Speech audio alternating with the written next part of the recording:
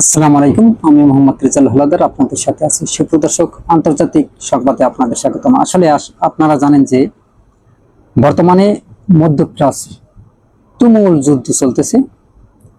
সেখানে ইরান একেবারে আমেরিকাকে ধস নামিয়ে ফেলেছে এবং ইসরায়েলের অবস্থা হয়েছে খুবই ভয়াবহ। কিন্তু এগুলো কোনো মিডিয়া কভার করতেছে না। কেন করতেছে না আপনারা জানেন, এটা তো বেশিরভাগই হয়েছে ইহুদিদের দালাল মিডিয়াগুলো। যাই হোক, এখন যে কথাগুলো প্রসঙ্গে আসছি, ওদিকে এতটা নাজেহাল ইরানের সাথে আপনার আমেরিকা, মনুরা এখন মানে ডাইলে লবণ দিতে আর কি পলাইবে, এরকমের একটা অবস্থা। মুই বরিশাল্লা, এই জন্য বরিশালের বাসায় আমরা এই কথাগুলো বলি বা বিশ্লেষণ করি। এখন ট্রাম্প ডোনাল্ড ট্রাম্প যে একটা অবস্থা তার, আমার মনে হয় খেপাটে পাগল হয়ে গেছে। তার কথাবার্তার ধরন সম্পূর্ণ ভিন্ন ধরনের হয়ে গেছে। অতএব মানে কথা আছে না যে পাগলে কি না বলে, ছাগলে কি না খায়, এরকম একটা পরিস্থিতি হয়েছে। কিভাবে দেখেন, মধ্যপ্রাচ্য থেকে যতটা ঘাঁটি ছিল প্রত্যেকটা ঘাঁটিতে ইরান হামলা করেছে এবং এই এই ঘাঁটি থেকে, প্রত্যেকটা ঘাঁটি থেকে, মধ্যপ্রাচ্য থেকে আপনার আমেরিকার যে সেনারা, তারা নাকে খত দিয়ে ডরে পালিয়ে গেছে তাদের জীবন বাঁচানোর জন্য।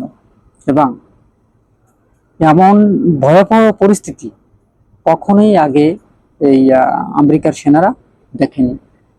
বলতে গেলে একজন মৃত্যুর ফাঁদ পেতে রেখেছিল ইরান। অর্থাৎ যেই জায়গায় টার্গেট করেছে, ওই জায়গায় মানে টার্গেট মতো পড়েছে। আরেকটি ঘটনা হলো যে তারা আগে খবর পেয়ে তারা অন্য জায়গায় স্থানান্তর করে পালিয়েছিল। সেই কোন জায়গায় পালাইছে, কোন হোটেলে আছে, সেই তথ্য নিয়ে সেই হোটেলে পর্যন্ত হামলা চালিয়েছে ইরান। এতটা ভয়াবহ পরিস্থিতি ছিল আমরা আমেরিকার সেনাদের। এখন বর্তমানে আপনারা জানেন যে এই যে ইরাকে যে ঘাঁটি ছিল, আপনার প্রায় 23 বছর পর এই ইরাক থেকে আমেরিকার যে সেনা আছে তারা পালিয়েছে। তাদের জন্য, এই ইরানের জন্য। এখন বর্তমানে সেই ট্রাম্প কি বলে জানেন, যে আত্মসমর্পণ করে ইরানকে সাদা পতাকা ওড়ানোর আহ্বান জানায় গেলা ডোনাল্ড ট্রাম্প। ডোনাল্ড ট্রাম্প কইছে যে ইরান, তোমরা তাড়াতাড়ি আত্মসমর্পণ করো, তারপর আত্মসমর্পণ করে তোমরা সাদা পতাকা উড়িয়ে দাও, তাহলে আমরা তোমাদের সাথে যুদ্ধ করব না। কথা আছে না, ওই যে কিছু মানুষ তলে পড়ে, তারপর বলে না যে বুঝছো কেমন মনু, এখন কেমন বোঝো, এরকম কথা একটা আছে না, ওই রকম ডোনাল্ড ট্রাম্পও কিন্তু ওই অবস্থা একটা পরিস্থিতি হইতেছে যে নিচে পড়ে কয় মনু কেমন বোঝো, কেন হইতে আছি তোমার ওদারে। সে মার খেয়ে তার গোয়া বলতে গেলে ফাঁক ফাঁক হয়ে যাচ্ছে। প্রত্যেকটা মিসাইল তার গোয়া দিয়ে যাচ্ছে আর আসছে। এবং তারা এখন বলতেছে ইরানকে যে আত্মসমর্পণ করে ইরানকে সাদা পতাকা ওড়ানোর আহ্বান জানায়। কতটা আসলে পাগল, দেখি কি বলছে সে ডোনাল্ড ট্রাম্প। মধ্যপ্রাচ্যে চলমান তীব্র উত্তেজনার মধ্যেই ইরানের প্রতি কঠোর হুঁশিয়ারি দিয়েছেন মার্কিন প্রেসিডেন্ট ডোনাল্ড ট্রাম্প। তিনি স্পষ্ট করে বলেছেন, তেহরানে উচিত দেরি না করে আত্মসমর্পণের সাদা পতাকা তুলে ধরা। সোমবার যুক্তরাষ্ট্র ভিত্তিক সংবাদ মাধ্যম ফক্স নিউজে দেওয়া এক বিশেষ সাক্ষাৎকারে প্রেসিডেন্ট ডোনাল্ড ট্রাম্প এমন মন্তব্য করেন। সাক্ষাৎকারে তিনি মধ্যপ্রাচ্যের বর্তমান সামরিক ও ভূ-রাজনৈতিক পরিস্থিতি নিয়ে কথা বলেন এবং ইরানের অবস্থানের তীব্র সমালোচনা করেন। ট্রাম্পের মতে, এখন যে পরিস্থিতি চলছে তাতে সংঘাত আরো বাড়ানোর চেয়ে নিঃশর্ত আত্মসমর্পণ করে সংঘাত থামানোই ইরানের জন্য সবচেয়ে ভালো পথ হবে। সম্প্রতি সময়ে ওয়াশিংটন ও তেহরানের মধ্যে কূটনৈতিক ও সামরিক উত্তেজনা নতুন মাত্রা পৌঁছেছে। এই বৈরী পরিস্থিতির মধ্যে মার্কিন প্রেসিডেন্ট এমন স্পষ্ট করা বার্তা আন্তর্জাতিক মহলে নতুন আলোচনার জন্ম দিয়েছে। বিশ্লেষকেরা বলেছেন, ট্রাম্পের এই অনড় অবস্থান মধ্যপ্রাচ্যের পরিস্থিতিকে আরো সংবেদনশীল করে তুলবে বলে তারা বলেন। দেখেন, এই যে আমরা জানি যে ইরাকে সাদ্দাম হোসেনকে কতটা অন্যায় অহেতুকভাবে তারা মেরেছে। আপনারা জানেন যে ইরাকের যত তেল ছিল, যত সম্পদ ছিল, সব কিছু লুটে নিয়েছে সাদ্দামকে মারার পর। যদিও সেই বুশকে আপনার করেছে, জুতা পিটা করা হয়েছে। আপনারা জানেন সেই জুতার দাম হয়েছে কয়েক লক্ষ লক্ষ টাকা। যাই হোক, এবং আফগানিস্তানে আপনারা জানেন প্রায় বিগত বছর ধরে যুদ্ধ করতে করতে করতে করতে একটা শেষ পর্যায়ে কুত্তের মতো পালিয়ে গেছে, মানে পারে নাই আর, আফগানিস্তানের সাথে পারে নাই। আফগানিস্তান বিজয় করেছে, তাদেরকে লাথি মেরে তারপরে সেই আফগানিস্তান থেকে তাড়িয়ে দিয়েছে। এবার আসে ইরানে।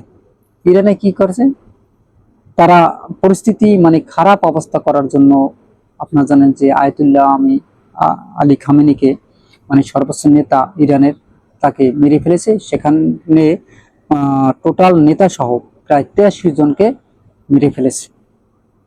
এখন আছে কে, মোস্তফা খামেনি, তাকেও নাকি মেরে ফেলেছে, মানে অনেক কথাবার্তা বলে, ভিডিও বার্তা বলে। এখন ইরান কি আসলে আমেরিকাকে ছেড়ে দেওয়া উচিত? আমার কথা হলো, তাহলে ইরান কেন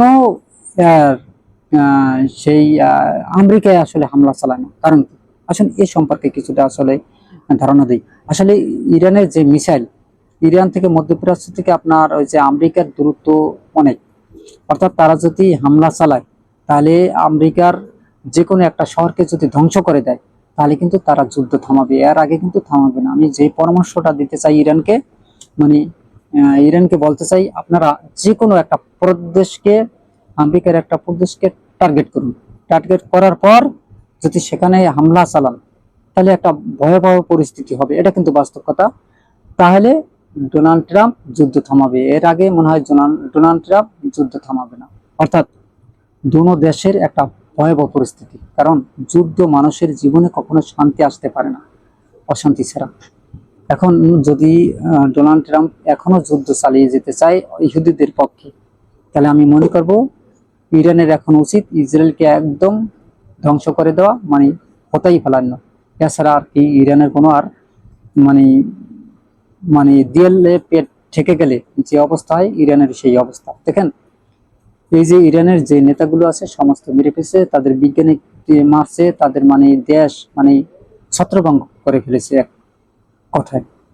এখন যদি সেই দেশের সমস্ত জনগণ মিলে একত্রিত হয় তারপরে এই উচিত জবাব দেওয়া উচিত বলে আমি মনে করি। তবে দেখেন এখানে কিন্তু ভূ রাজনৈতিক একটা ব্যাপার আছে।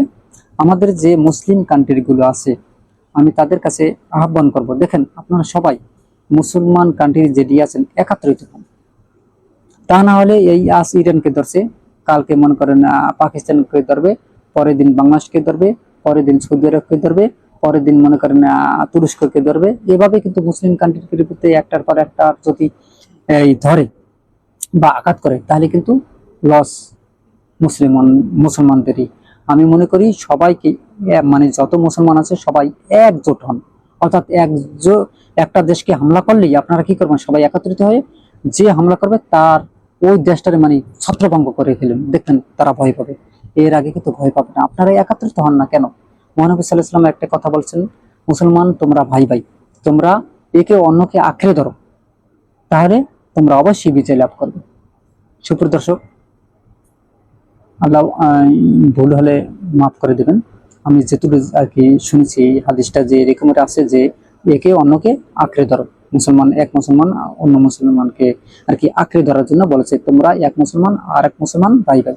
সুপ্রিয় দর্শক, এই যে সমস্ত মুসলিম কান্ট্রি যদি একত্রিত হয়, যারা এই যে কোনো মুসলিম কান্ট্রিতে যদি কোনো বড় দেশ যদি আক্রমণ করে, তার বিরুদ্ধে গিয়ে যদি সমস্ত মুসলিম কান্ট্রি দাঁড়ায়, মানে ওইরকম আবার অ্যাকশন করে তারা সবাই মিলে, তাহলে কিন্তু ভয় আসবে। আপনারা কি মনে করেন? অবশ্যই আপনার মতামত কমেন্টে জানান। ভিডিওটি ভালো লাগলে RS বাংলা নিউজ 24 কে সাবস্ক্রাইব করুন, লাইক ও শেয়ার দিয়ে সবাইকে দেখার সুযোগ করে দিন। আজ পর্যন্তই। আসসালামু আলাইকুম ওয়া রাহমাতুল্লাহি ওয়া বারাকাতুহু।